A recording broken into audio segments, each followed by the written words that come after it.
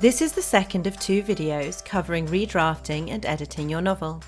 In the first video, we covered general guidelines and high-level structural edits. In this video, we'll look at scene, style, and line edits.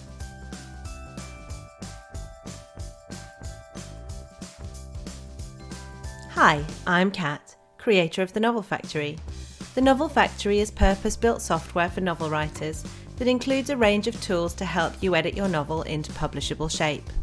If you like these videos, please hit the like and subscribe buttons.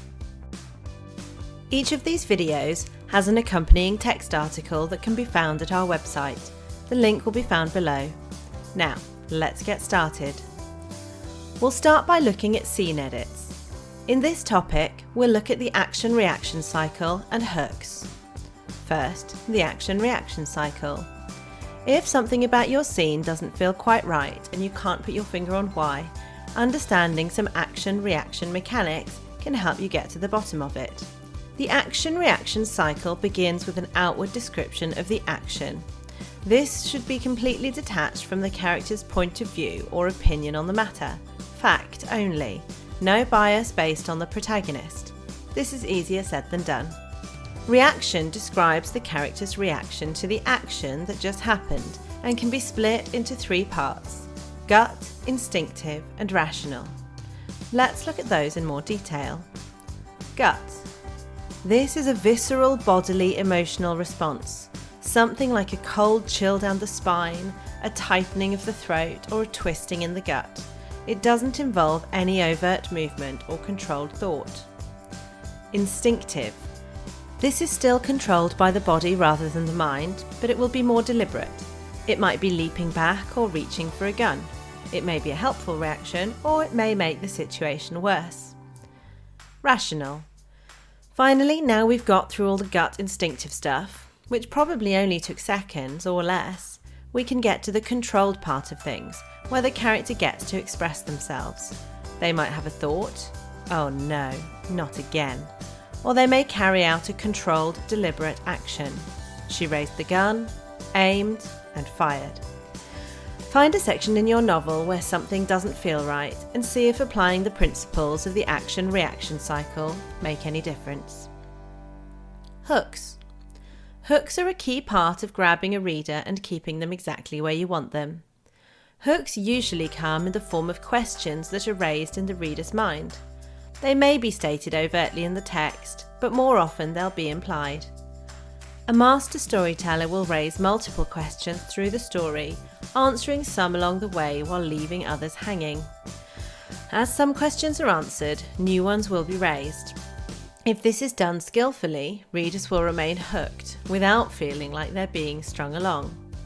For example, in Nevermore, The Trials of Morrigan Crow, the prologue starts with a public announcement that the title character has sadly passed away.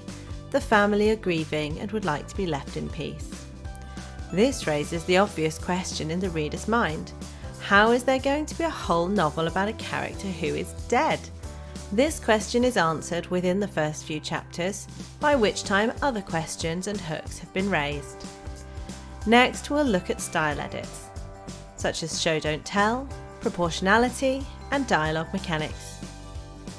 Show don't tell refers to the advice that rather than explaining your character's feelings, you should aim to make the reader feel those emotions directly. For example, rather than telling us the emotion Ben is feeling, you would describe his sensations, feelings, and actions. Or in another example, rather than telling the reader what a party was like, you could describe what guests can see, hear, taste, and smell with tantalizing details. By following this rule, you're more likely to draw your readers into an immersive, genuinely felt experience. Next, proportionality, which is about going into the correct amount of detail, not rushing things, but not labouring the point either. A rule of thumb to help with this is to match the level of detail to the importance or emotional intensity of the scene. So if you're writing a key scene which is pumped with emotion, then go into the minutiae of everything that happens in every moment. Zoom right in. But if you're writing a less highly charged scene, then it's fine to compress the writing, summarise and move through time faster. Now to dialogue mechanics. A habit that often sets newer writers apart from more experienced ones is the urge to use different words instead of said. New writers can feel that said becomes boring and repetitive, and they want to make the writing more interesting.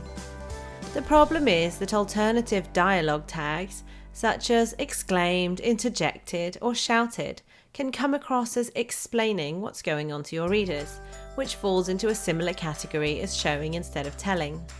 And if these words are required, it may be an indicator that the dialogue itself isn't working hard enough, as effective dialogue will get across the emotional thrust without requiring an explanatory dialogue tag.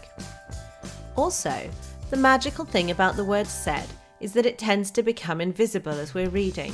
So in contrast to a reader feeling like they're being bombarded with the same word in a monotonous fashion, they will simply not notice it at all, which allows the dialogue to speak for itself.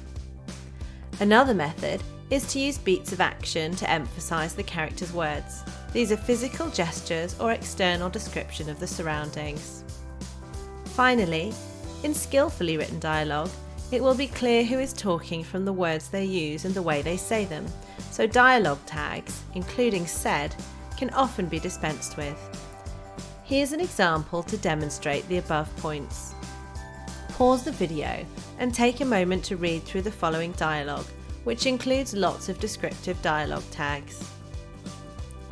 Now, read the same dialogue, but with the descriptive dialogue tags removed and some action beats added in. Hopefully, you'll be able to see how the dialogue is affected by these choices. Line edits are where we get into the sentence and word level detail to really polish your writing and make it shine. Here is a quickfire list of 8 things to look out for. Clunky sentences. For example, keep an eye out for sentences that are too long, have too many clauses, or contain ambiguous pronouns. Clichés. Clichés are by definition overused phrases that are no longer original. They will weaken your writing, so find a better way to say it. Repetition. Weed out repeated words, phrases, sentence styles, and even actions and descriptions. Word choice. Make sure every single word is chosen carefully to enhance atmosphere, accuracy, and emotional impact. Adverbs.